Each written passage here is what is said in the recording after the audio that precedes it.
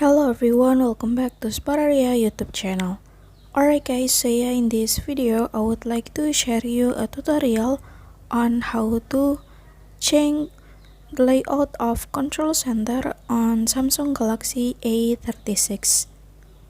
Alright guys, so yeah, if you feel that the arrangement of the control center on your cell phone is not neat, or you want to change the arrangement, so the way to change the arrangement of control center is very easy.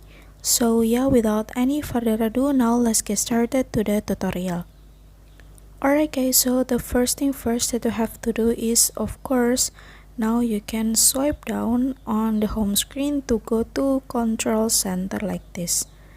And then to change the layout, now you can click on the pencil icon and click edit, and then to change the layout you can hold and press, and then you can move it to the position that you want, or you can add any tools or feature by choosing and clicking the feature on the nether.